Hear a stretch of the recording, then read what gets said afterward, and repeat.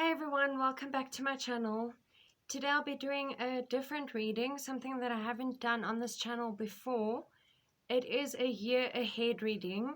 So we are going to look into somebody's situation and see what is coming up for the person in the next 12 months.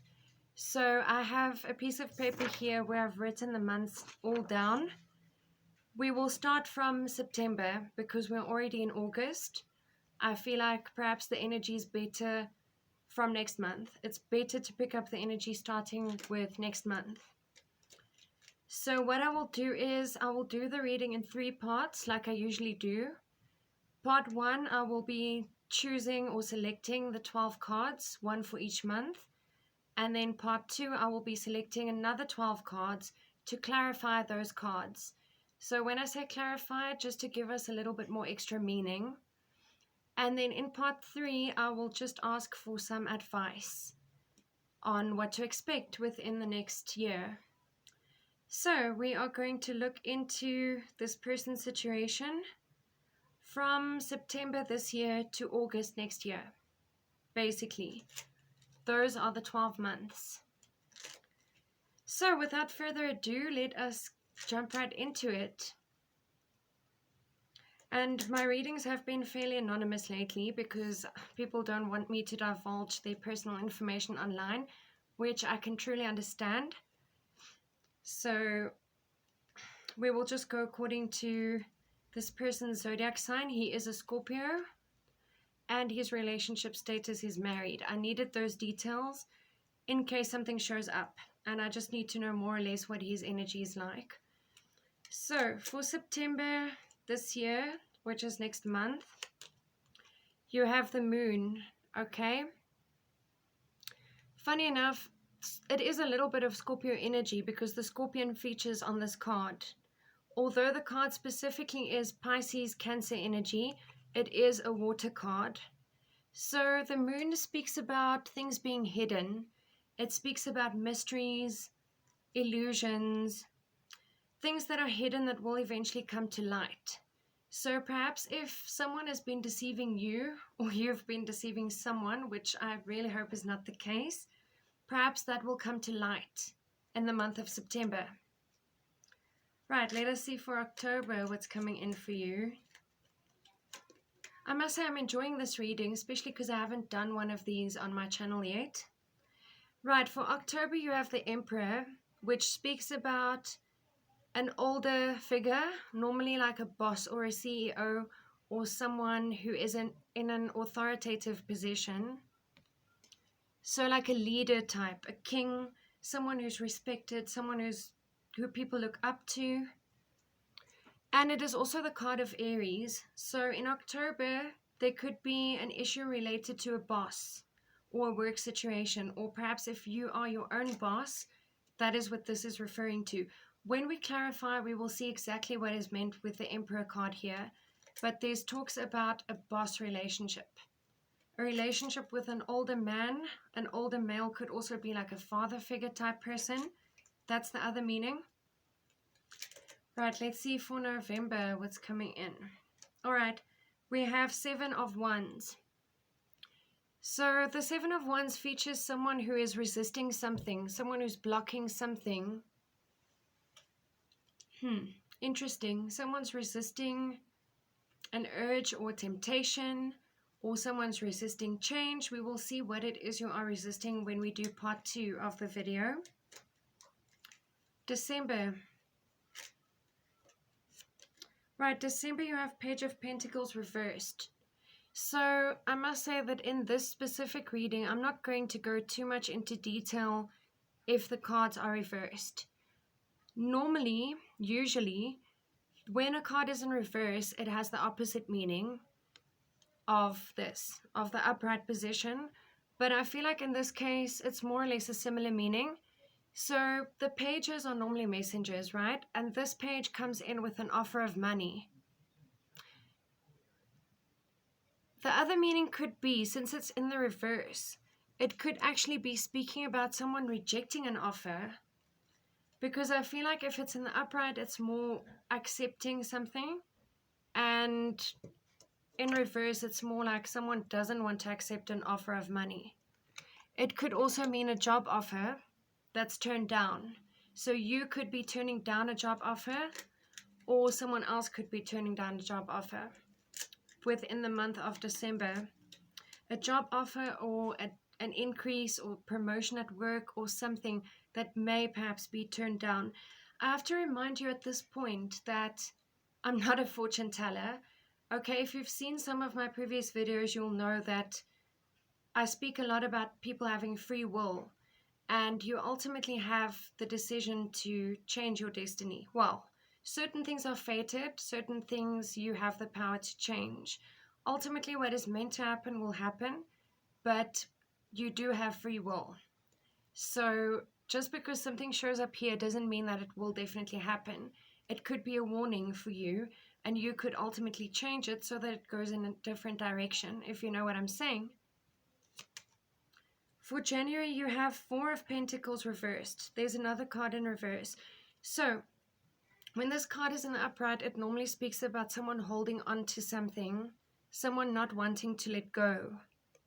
I don't know if this is you holding on to a job, not wanting to let go, not wanting to take on anything new, or if it's just someone taking on a bit of an, I don't know, obsessed, possessive quality, like someone is really controlling, someone doesn't want to share, someone is perhaps a bit greedy, but I see this as someone resisting change, someone is holding on to what they have.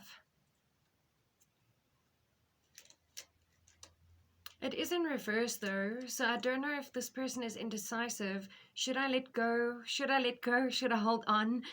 I'm not too sure. We will see when we're clarifying. It is really interesting. Right, for February, you have the Happy Home card. So this is literally also the Twin Flame card, 1111. It is the Four of Wands. So it speaks about a marriage, a happy home, a union. Perhaps you will be attending someone's wedding in February, or someone you know is getting married in Feb. If not, then it speaks maybe about an anniversary, or it speaks about a new home.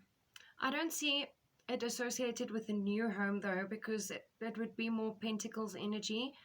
I feel like this speaks about just a happy relationship in general. It's in reverse though, but nothing to worry about. It is not the opposite. It's not like suddenly meaning an unhappy home or anything like that. It's perhaps saying that it's something you don't see coming. That is a lot of the time what the meaning is behind a card that's in reverse. It speaks about something that is not within your immediate energy, so it's something you don't quite expect yet. You don't see it coming. So it could be like home improvements, a change in living arrangements, a move, although I don't see like the Chariot and all those cards, but let's wait for part 2 and see what comes up. Right, for March you have the King of Swords, which could indicate an air sign individual. So it could be a Gemini, Libra, or Aquarius person, but not necessarily. It speaks about someone in your life who's very intelligent, someone who can speak very well, who is good at communicating, someone who could be a little bit emotionally unavailable or detached, and someone who can come across as being aloof and maybe sharp with words as well. Right, let's see for April. By the way, if I don't do all these cards in part 1, it will carry on into part 2 because I see we've already been busy for 9 minutes. Alright, for April you have the Ace of Swords. So there is a new beginning in terms of an idea, like a brainwave, in the month of April next year. It's like you suddenly have a breakthrough in terms of, wow, this is a great idea. Let me see if I can put it into practice. Let me see if I can make it something tangible. Because an idea is just an idea, right? If you don't put it into practice, it will always just be something that's up in the air. For May next year, Two of Wands. This is you looking out into the horizon, staring out, thinking of broadening your horizons, literally. Perhaps thinking of travel.